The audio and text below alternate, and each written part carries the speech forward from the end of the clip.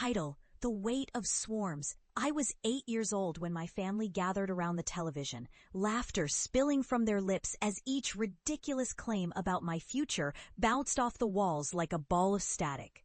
"You'll end up talking to flies, you know that?"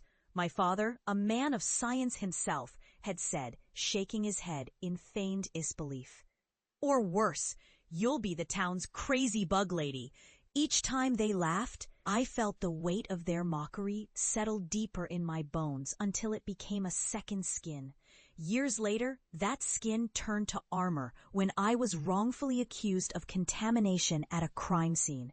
My immaculate reputation shredded with a single damning headline. I threw myself into studying the swarms that fed on death, the very insects that made my family cringe, determined to understand the intelligence breeding within their ranks. I became obsessed, drifting into the shadows where the light of common sense rarely reached. I mapped out cursed territories, documented folklore-based anomalies that tied insect behavior to the inexplicable disappearances of entire families. I dove deeper, my mind unraveling as I unearthed truths that society shrugged off, laughs turning to whispers behind my back. It didn't matter.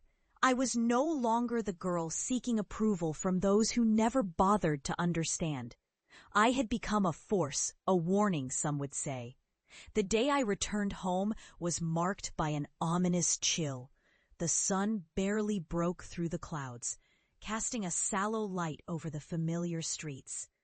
The house stood as an echo of my childhood, the paint peeling in patches like a scab refusing to heal.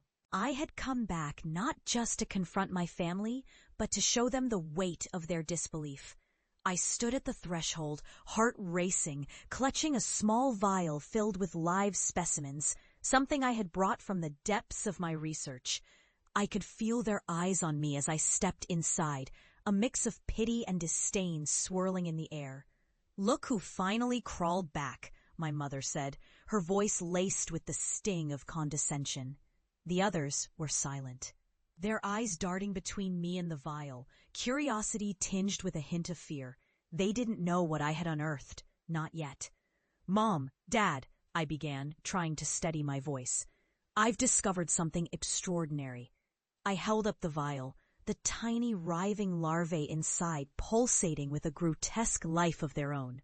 "These are not just insects. They are a harbinger of something much darker, an intelligence that thrives on fear and despair." "What nonsense is this?" My brother sneered, crossing his arms. "You've really lost it, haven't you? Just like we said you would." I could feel the heat rising in my chest, but I forced myself to remain calm. "It's real. You'll see." I had come prepared, knowing they would need to witness it for themselves. With a deep breath, I uncorked the vial. A chill swept through the living room. The larvae, tiny and almost translucent, began to crawl onto the table, an undulating mass of malevolence. My family watched, their expressions shifting from mocking disbelief to horrified fascination. "Look at them," I whispered, the thrill of vindication surging through me. "They can sense emotions, fear, regret, sorrow. They feed on them, and they are drawn."